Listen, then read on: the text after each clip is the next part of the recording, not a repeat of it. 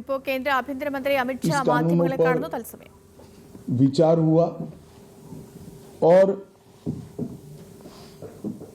ये कानून जब आज से हर थाने में अपना काम करना चालू करेंगे तब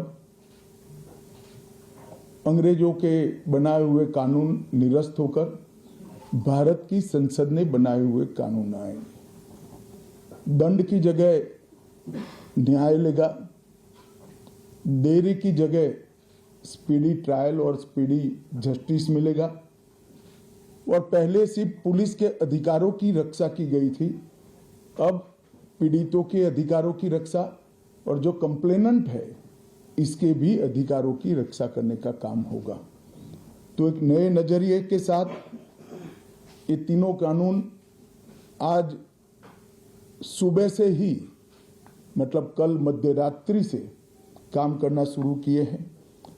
अब इंडियन पिनल कोड जिसको आईपीसी कहते थे 1860 से जो कानून था इसकी जगह बीएनएस भारतीय न्याय संहिता आएगी। क्रिमिनल प्रोसीजर कोड जिसको सीआरपीसी कहते थे जो 1898 से अमल में था इसकी जगह भारतीय नागरिक सुरक्षा संहिता बीएनएस आएंगे। और इंडियन एविडेंस एक्ट 1872 से जो इस देश की क्रिमिनल जस्टिस सिस्टम को गवर्न करता था इसकी जगह भारतीय साक्ष्य अधिनियम बीएसए लागू होगा। तो बीएनएस, बीएनएसएस और बीएसए के लागू होने से पूरी न्याय प्रणाली का आपराधिक कानूनों की पूर्णतया इसके अंदर हम कह सकते अब भारतीय आत्मा है। इसके ढेर सारे प्रावधान ऐसे किए गए हैं जिससे कई समूहों को फायदा होगा। कई सारी दफाएं जो अंग्रेजों के समय से विवाद में रही इसको हटाकर आज के समय के अनुकूल धाराएं जोड़ी गई है। और कई सारी ऐसी चीजें जिससे भारतीय नागरिकों को परेशानी थी इसको हटाकर नए प्रावधान किए गए हैं। सबसे पहले हमने इसमें हमारे संविधान के स्पिरिट के तहत दफाओं की और चैप्टर्स की प्रायोरिटी तय की है। सबसे पहली प्रायोरिटी महिलाओं और बच्चों के अपराध को दी गई है और मैं मानता हूं कि ये करने की बहुत समय से पहले जरूरत थी। एक पूरा अध्याय इसमें जोड़ा गया है जिसमें 35 धाराएं हैं और 13 प्रावधान हैं जिसमें गैंग रेप के लिए अब 20 साल की सजा या तो कारावास, आजीवन कारावास, नाबालिग के साथ बलात्कार में मौत की सजा, झूठा वादा पहचान छिपाकर शोषण करने वालों के लिए भी अलग से अपराध बनाया गया है। पहले सुप्रीम कोर्ट के जजमेंट से चलता था। पीड़िता का बयान उसके घर पर महिला अधिकारियों की उपस्थिति में और अपने परिजनों की उपस्थिति में लेने का भी प्रावधान किया है। और इसके साथ साथ ऑनलाइन एफआईआर की व्यवस्था से भी ढेर सारी उत्पीड़न का सामना कर रही महिला एम्बरेसमेंट से बच पाएगी, ऐसा हमारा मानना है। सालों से देश भर में मॉब लिंचिंग के अपराध के लिए कानून में कोई प्रावधान नहीं था। प्रावधान करने की मांग होती थी।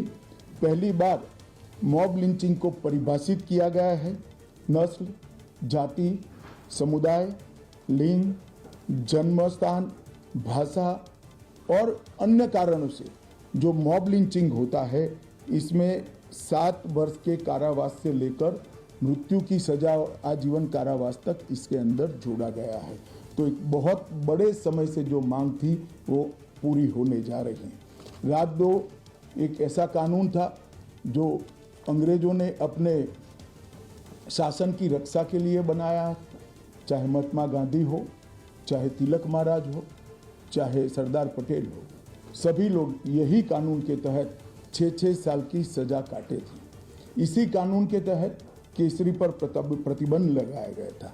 वो अपने राज्य की सुरक्षा के लिए अंग्रेजों ने बनाया हुआ कानून था। राजद्रोह को हमने जड़ से समाप्त कर दिया है और देश विरोधी हरकतों के लिए नई धारा लेकर आए हैं। पहले सरकार के खिलाफ स्टेटमेंट देना गुनाह था, अब भारत की एकता और अखंडता को क्षतिग्रस्त करने के लिए ये कानून अमल में आएगा। तो आज़ादी के इतने सालों के बाद ये कानून में बदलाव हुआ है, जो एक बहुत बड़ा परिचायक है हमारे संविधान के स्पिरिट का। मैं आप सभी के सामने बड़े विश्वास के साथ कहता हूँ कि ये तीनों कानूनों के पूर्ण स्पिरिट के साथ देश भर में लागू होने के बाद ये कानून सबसे आधुनिक न्याय प्रणाली का सर्जन करेंगे।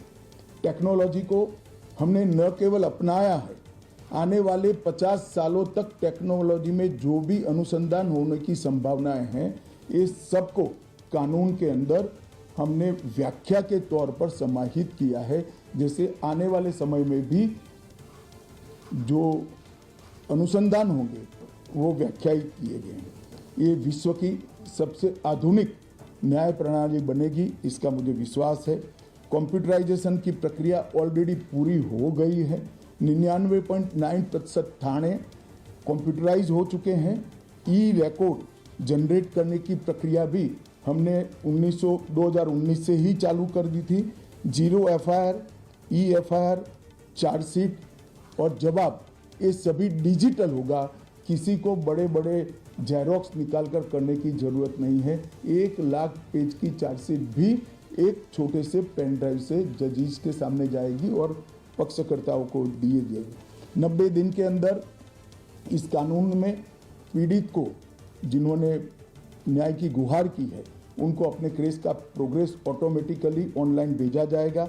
हमने इसके अंदर 7 साल और उससे ज़्यादा सजा वाले सभी गुना में फॉरेंसिक की टीम की विजिट को कंपलसरी कर फॉरेंसिक एविडेंस को कानूनी जामा पहनाने का काम किया है। मैं मानता हूं कि इससे बहुत फायदा होगा। दोष सिद्धि का प्रमाण हम बहुत आगे तक ले जा पाएंगे। साक्ष्यों की रिकॉर्डिंग और जांच पड़ताल में रिकॉर्डिंग की अनुमति दी है। वीडियोग्राफी को सर्च और सीजर के वक्त पर अनिवार्य किया है, जिससे किसी को फंसाने की कोई साजिश न हो पाए। ई बयान बलात्कार की पीड़िता का या छेड़खानी की पीड़िता का ई बयान को भी कानूनी माना गया है और कोर्ट में ऑडियो वीडियो के माध्यम से पेशी करने का भी प्रावधान हमने किया है। ई पेशी में गवाह, आरोपी, विशेषज्ञ और पीड़ित सभी को कानूनी जामा पहनाने का काम किया है। इसमें जो फॉरेंसिक विजिट को अनिवार्य बनाया गया है, इसको हमने दूरदर्शितापूर्वक काम कर नेशनल फॉरेंसिक साइंस लेबोरेटरी 2020 में बनाकर इसके लिए ट्रेन मैन पावर का सर्जन का काम ऑलरेडी कर चुके हैं। मुझे पूरा भरोसा है कि 3 साल के बाद इस देश में हर साल 40,000 से ज़्यादा ट्रेन मैन पावर का फोर्स हमारी कानूनी क्रिमिनल जस्टिस सिस्टम की सेवा में उपलब्ध होगा। कमीशन का रेशियो इसके माध्यम से 90% तक ले जाने का हमने प्रावधान किया है और फॉरेंसिक इंफ्रास्ट्रक्चर को बढ़ाने के लिए अभी हमारी कैबिनेट ने निर्णय किया है और 9 राज्यों में फॉरेंसिक साइंस यूनिवर्सिटी के कैंपस खोले जाएंगे और 6 सेंट्रल फॉरेंसिक लेबोरेटरीज को भी हमने करा है। ये कानून विक्टिम सेंट्रिक। पहले दिनों तक किसी को पुलिस ले जाती थी, परिवार वालों को कोर्ट में आना पड़ता था। अब हमने कंपलसरी किया है कि हर थाने में रजिस्टर होगा और ई रजिस्टर भी होगा कि कौन सा अपराधी पुलिस की कस्टडी में है, जिससे हेबियस के माध्यम से कोर्ट में नहीं जाना पड़ेगा। तलाशी और रेड दोनों स्थिति में वीडियोग्राफी की जाएगी। जिससे അങ്ങനെ രാജ്യത്തെ ക്രിമിനൽ നിയമങ്ങൾക്ക് മാറ്റം വന്നിരിക്കുന്നു. കൊളോണിയൽ നിയമങ്ങൾ അവസാനിച്ചിരിക്കുന്നു. അതിന്റെ ഔദ്യോഗിക പ്രഖ്യാപനം നടത്തുകയായിരുന്നു കേന്ദ്ര ആഭ്യന്തരമന്ത്രി അമിത്ഷാ. അങ്ങനെ ബ്രിട്ടീഷ് കാലത്തെ ക്രിമിനൽ നിയമങ്ങളൊക്കെ ഉപേക്ഷിച്ച് നമ്മുടെ രാജ്യം ഇന്നു മുതൽ പുതിയൊരു നിയമ സംഹിതയിലേക്ക് കടക്കുകയാണ്. കോടതികൾക്കും പോലീസിനൊക്കെ ഇനി ബാധകമാവുക ഇപ്പോൾ നിലവിൽ വന്നിരിക്കുന്ന ഈ പുതിയ ക്രിമിനൽ നിയമങ്ങളായിരിക്കും. ഭാരതീയ ന്യായ സംഹിത, നാഗരിക സുരക്ഷാ സംഹിത, സാക്ഷ്യ അധിനിയമം, ഈ പേരുകളിലാണ് പുതിയ നിയമങ്ങൾ ഇപ്പോൾ പ്രാബല്യത്തിൽ വന്നിരിക്കുന്നത്.